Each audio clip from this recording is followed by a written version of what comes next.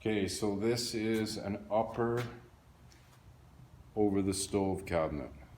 Okay, and why it's different than any other upper is it doesn't have adjustable shelf holes because you don't have room for that. And Jason, you wanted yours 16 high, but this one's only 15 high. But this is just an example. So these holes here represent the top. The center point of the hinge is different at the top than it is at the bottom. And so this is indicating the top. So on your cabinets, I wrote on there on every one, just so you didn't get confused, top and bottom, top and bottom, okay? And that'll get covered by the hinge plate. So all these cabinets have residue from the edge banding. Okay, so I'm going to send you a dull file. You want a dull file, not a sharp file. You want to file that top edge almost flush, but just up a little bit, and just file that off.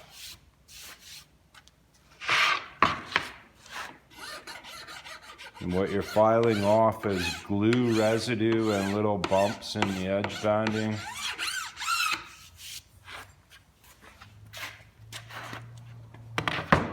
So these are the bottoms.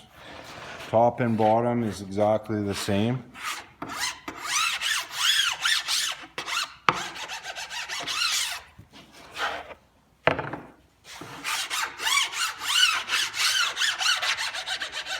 You can't really scratch the melamine. It's not going to scratch the melamine. It's a dull file. You just want to clean that off. So notice on the gable, I just did the inside front. On the top and bottom, I'm doing both sides. Because you see the underside of your cabinet and you see the inside.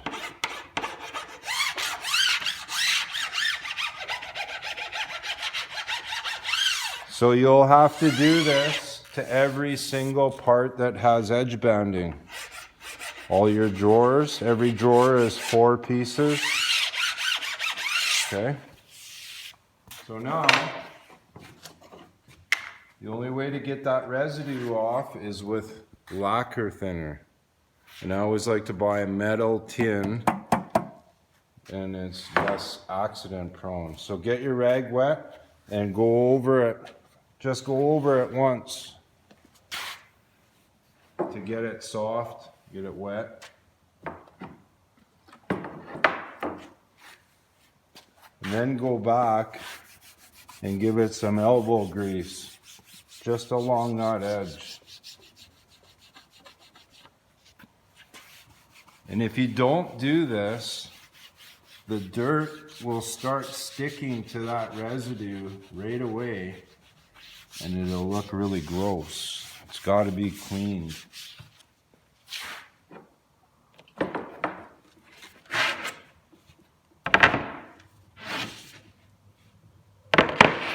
So I just wipe it just to get it wet. I'll work on these ones. Now I only do this front edge on the inside because that's all you see. The other parts don't matter on this piece.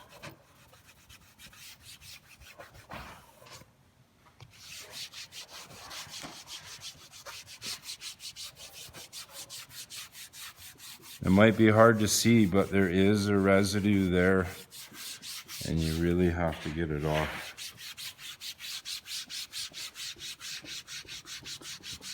And it doesn't go forever. You gotta dab your rag quite often.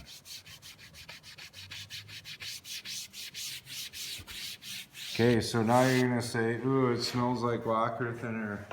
Yes, it does. And you can see the streakiness it leaves. If you get it in the light, you can see the streak of lacquer thinner. So that's, then you go over it with Windex or a cleaner or something. Find something, maybe a magic eraser and some soap, whatever you find, but I would suggest you clean that streak of lacquer thinner off. I don't. That's up to the homeowner on my end, right?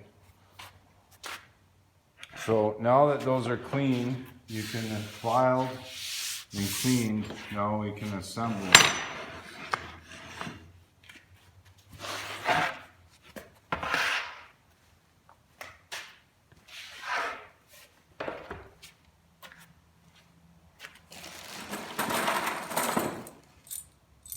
So it's an upper range, it's 2 doors. So I'm gonna put the door hardware on first. Now there's an arrow on these hinge plates right there. That shows you the front.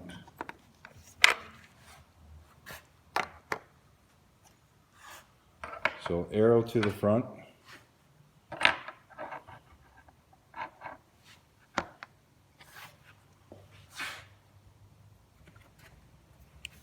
Use a Phillips screw. As soon as it gets there, don't torque it anymore. You'll strip it out.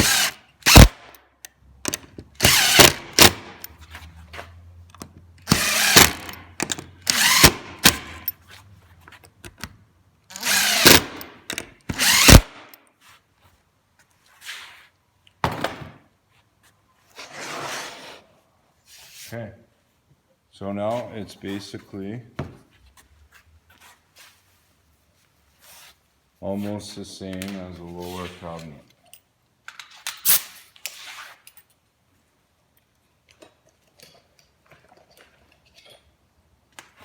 And don't use 1.5" staples. Use 1.25". You'll thank me. If you use 1.5", you'll end up curling some out and blowing up the inside of your cabinet. So start with the gable, generous amount of glue.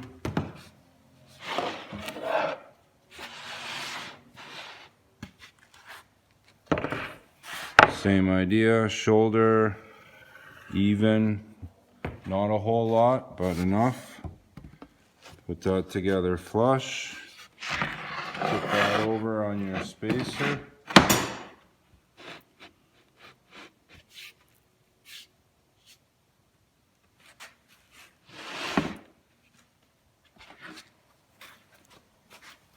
Make sure that's good and flush.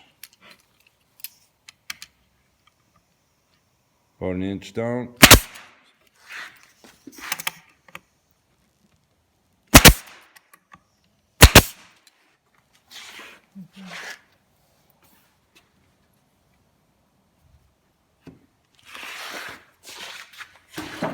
So I always build them the same. Put the glue on the gable, put the bottom into the gable first. Now you have a gable and a bottom. Then this is the back. Looks just like the same as the bottom back. It's got the notch. The only difference is it has a tape top and a tape bottom. That's so when you look up, it's finished white. On a lower cabinet, that's not taped.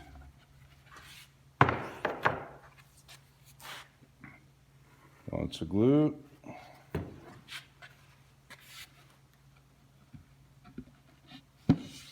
Nice and flush to the bottom. Push it down a little bit. Put a staple right there. Pull that flush.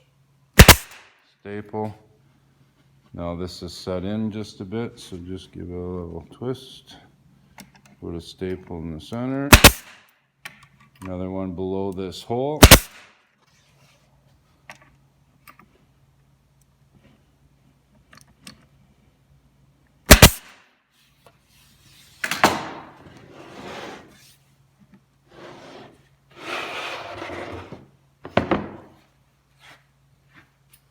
Now pull that back in tight.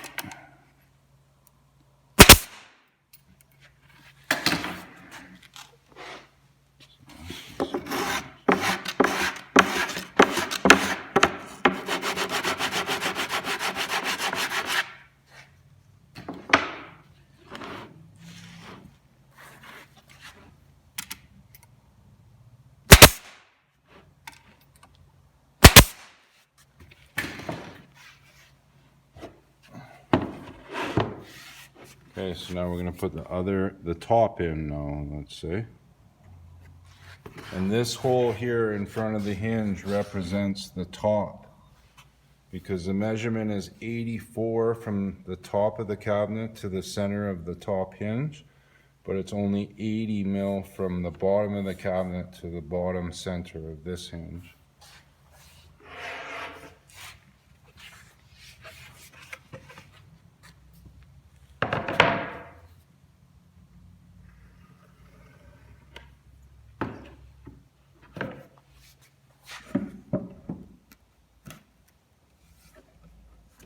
Make sure it's flush on the front now. That's an important part.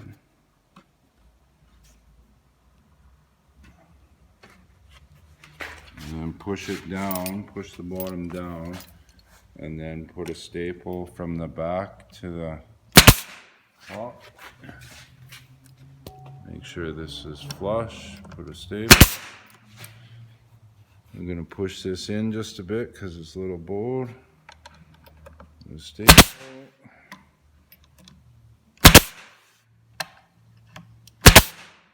Now these screw holes from the back, I didn't do it on I forgot on the kitchen base, that you got to put drill pilot holes here. That's your indicators. And put screws in to make it stronger than staples. Because on this joint, there's no glue. Because glue doesn't really stick to white melamine. So that's the system, is no glue here or here, just staples and then screws. So now we'll put the last one on.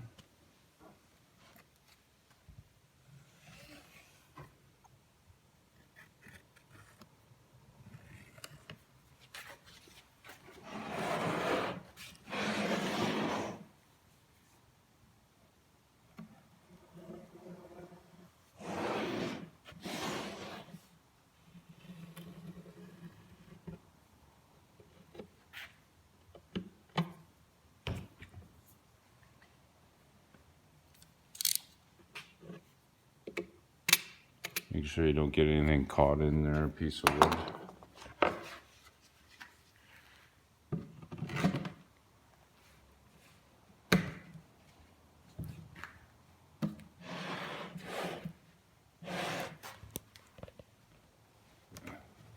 Now, just make sure it's nice and flush there at the front.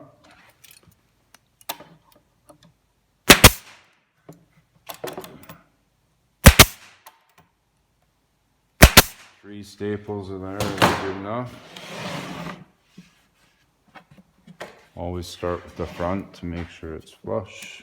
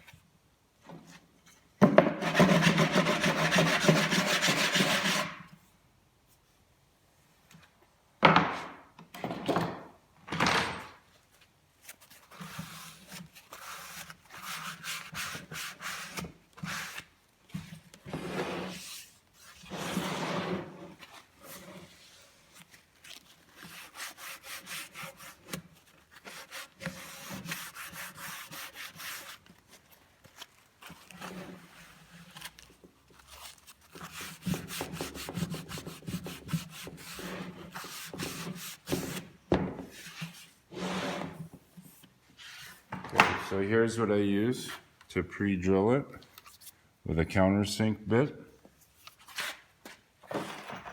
And you want 1.5 inches or 1 3/4 wood screw. So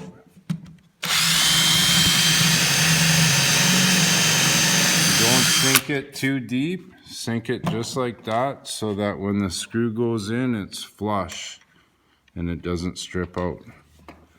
So pre-drill all of these. And it's already marked on center of the material at 5/16.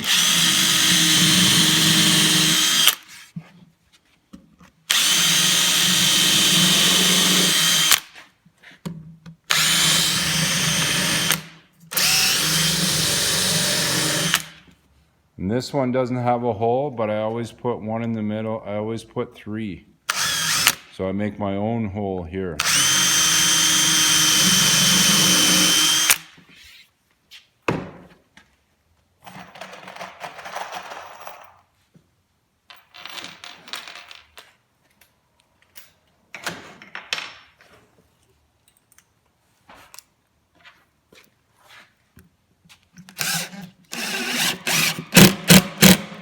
Just want it in just a hair and then stop. Don't want it sticking out.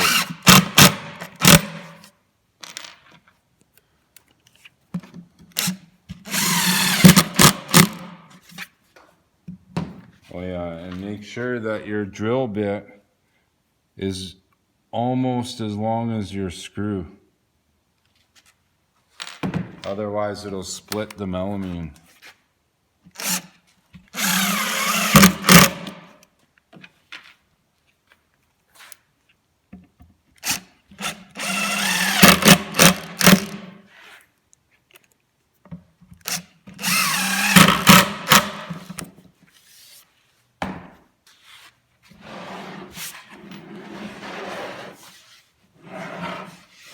Okay, so that is the fridge cabinet.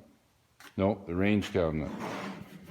So just make sure you didn't forget staples somewhere along the line.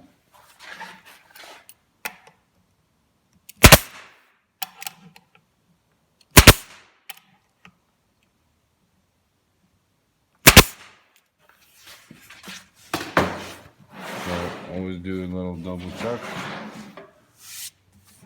That's it. Okay, that's it for that one.